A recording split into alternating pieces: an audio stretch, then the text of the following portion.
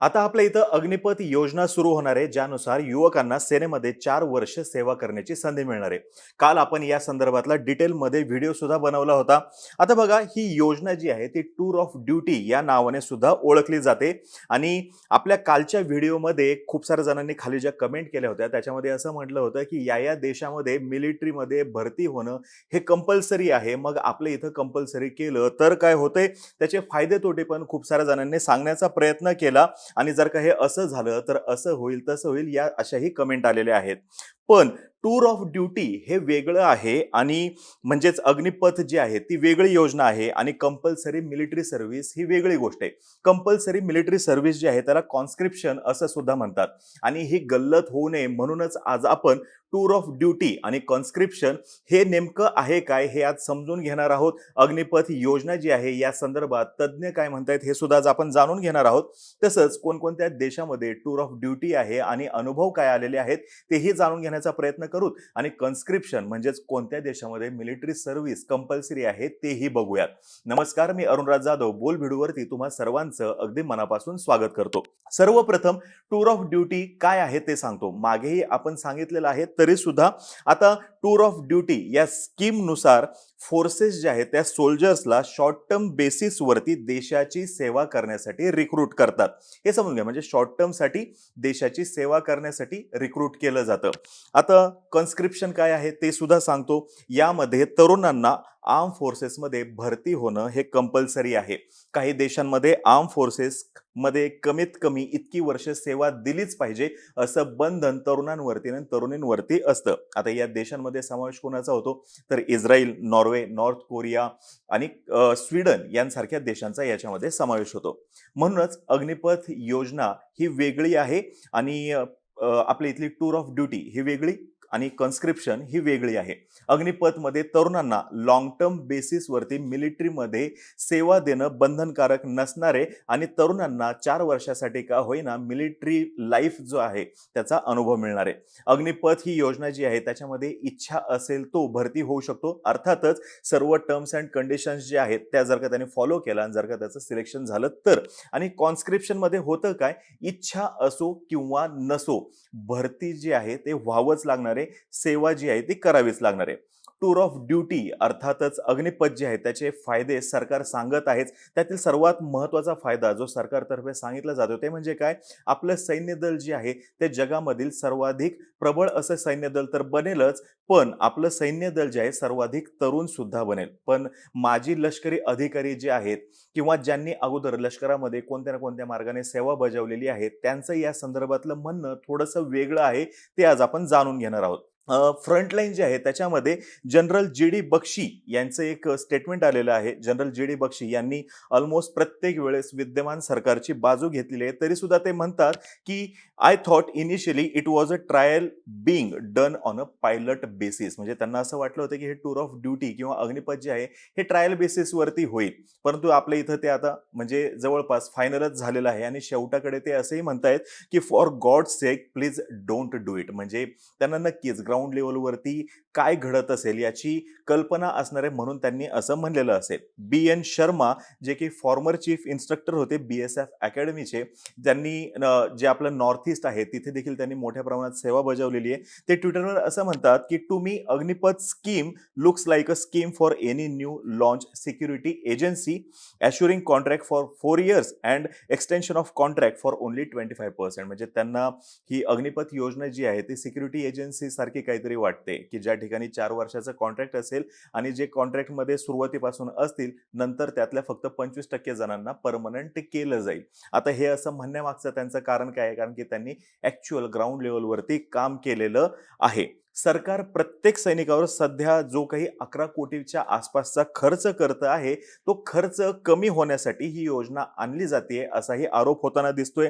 सैन्याला तरुण चेहरा मिळावा असा सरकारचा उद्देश आपण जर का मान्य केला तरी सुद्धा सध्याचं सैन्य तरुण नाही का असा प्रश्न विचारला जातोय. आणि जर का हे मान्य केलं की सध्याचं सैन्य तितकं तरुण नाहीये तर ह्या सैन्याने आजवर आपली मान खाली जाईल अशी कोणतीही कामगिरी केली नाही.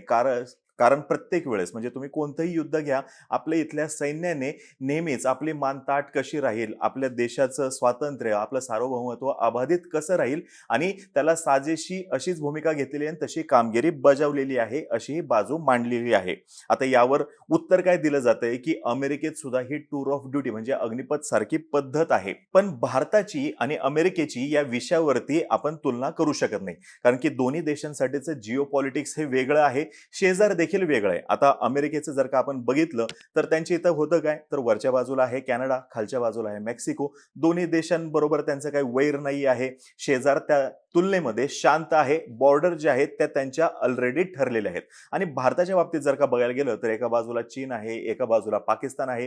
हे सतत कुरापती करतायत आणि दोन्ही ठिकाणचा बॉर्डर डिस्प्यूट अजूनही सुरू आहे. यामुळं अमेरिकेची आणि भारताची टूर ऑफ ड्युटीला धरून तुलना आपल्याला करता येणार नाही. आता जरी हे मान्य केलं की बाबा टूर ऑफ ड्युटी चांगलं आहे, जसं सरकार म्हणते किंवा अमेरिकेत सुद्धा ती पद्धत आहे, आपण असं मान्य केलं, तरी देखील असं उदाहरण शोधूनही सापडत नाही की जिथं टूर ऑफ ड्युटीच्या सैनिकांनी युद्धामध्ये निर्णायक असा विजय मिळवलेला आहे. तुम्ही ते गुगलवरती सर्च करू शकता की असा निर्णायक विजय मिळवलेला आहे, तर त्याचं उदाहरण सुद्धा सापडत नाहीये. टूर ऑफ ड्युटी संदर्भातला एक्सपिरियन्स ज्यावेळेस तज्ज्ञ सांगतायत तर त्यावेळेस ते अगदी लेटेस्ट वालं युक्रेन युद्धासंदर्भातला उदाहरण सांगितलं जाते. रशियन वॉरशिप जे आहे मॉस्कोवा, हे समुद्रात बुडवलं गेलं. कोणी बुडवलं? युक्रेनने बुडवलं, मिसाईल टाकली आणि ते बुडालं.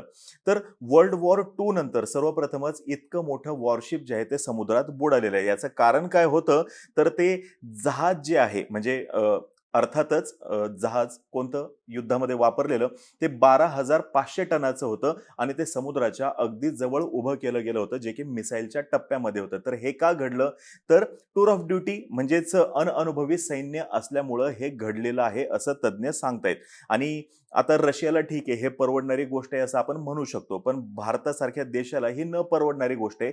कारण की आपल्या इथं मुळातच टूर ऑफ ड्युटी का आणली जाते, तर सैन्यावरचा जो खर्च होतोय तो कमी व्हावा आणि जास्तीत जास्त पैसा हा आधुनिकीकरणावरती लावला जावा म्हणून, म्हणजे हे जसं म्हणलं जाते तसं. आता येऊयात कॉन्स्क्रिप्शनकडे, म्हणजे ज्या ठिकाणी मिलिटरी सर्व्हिस कंपल्सरी आहे तिथे. वर्ल्ड वॉर दुसरं जे झालं त्यावेळेस हे कॉन्स्क्रिप्शन जे आहे ते खूप पॉप्युलर होतं, परंतु 1970 नंतर त्या संदर्भातली क्रेज कमी झालेली दिसते. आता काही देशांमध्ये जे कॉन्स्क्रिप्शन आहे म्हणजेच कंपल्शन जे आहे मिलिटरी सर्व्हिस करणं, हे फक्त पुरुषांपुरतच मर्यादित आहे, तर काही देशांमध्ये ते महिलांसाठी सुद्धा कंपल्सरी आहे. उदाहरणार्थ जर का बघितलं तर नॉर्वे आणि स्वीडन यांचं देता येऊ शकेल. नॉर्थ कोरिया आणि इस्रायल या देशात सुद्धा महिला आणि पुरुष या दोघांसाठी कंपल्सरी आहे. पण स्वीडन आणि नॉर्वे या ठिकाणच्या टर्म्स ज्या आहेत महिलांसाठीच्या त्या अगदी पुरुषांच्या बरोबरीने आहे. म्हणजे जर का सेवा द्यायची असेल तर समान पद्धतीने त्यांना द्यावी लागते. म्हणजेच काय, जेंडर न्यूट्रल सिस्टीम त्या ठिकाणी आहे. आता इस्रायलमध्ये होतं काय, तर 2020 पर्यंतची माझ्याकडे आकडेवारी आहे, तर तिथं पुरुषांसाठी 2 वर्ष आणि 6 महिन्यांपर्यंतची मिलिटरी सर्व्हिस कंपल्सरी आहे आणि महिलांसाठी 2 वर्षासाठीची कंपल्सरी आहे. ब्राझीलमध्ये एखाद्या पुरुषाने जर का 18 वर्ष वयाची पूर्ण केले तर त्याच्यानंतर 12 महिन्यांचं त्यांना मिलिटरी सर्व्हिस कंपल्शन आहे.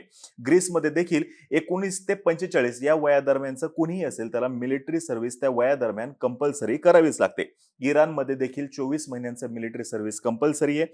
नॉर्थ कोरियामध्ये तर अगदी 14व्या वर्षीच हे सुरू होतं मिलिटरी सर्व्हिस कंपल्सरी जे आहे. 17व्या वर्षी तो सर्व्हिसमध्ये जॉईन होतो आणि ते संपतं कधी, तर वयाची 30 वर्ष होता. रशियामध्ये सुद्धा 18 ते 27 या वयोगटातील सर्वांसाठी 2 वर्ष पर्यंतची मिलिटरी सर्व्हिस कंपल्सरी आहे.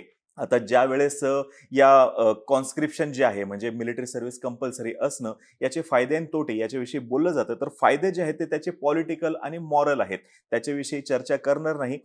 पण त्याचा तोटा ज्यावेळेस सांगितला जातो तर तो सांगितला जातो की कॉस्ट टू बेनिफिट रेशो हा जो आहे तो चुकतो कुठेतरी.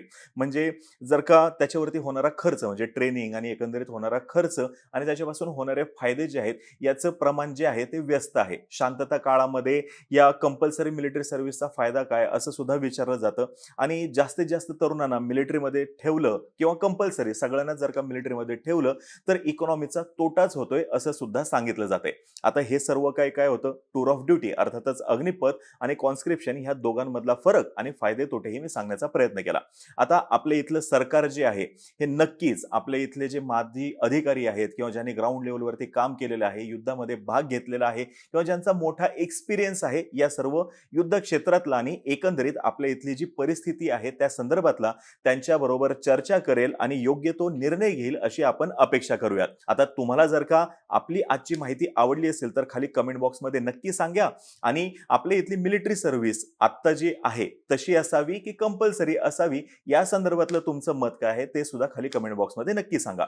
आणि आपल्या बोलबिडू या युट्यूब चॅनलला लाईक करा. आम्हा सर्वांचे व्हिडिओ जास्तीत जास्त लोकांपर्यंत पोहोचवा. चॅनलला सबस्क्राईब करायला सुद्धा विसरू नका. धन्यवाद.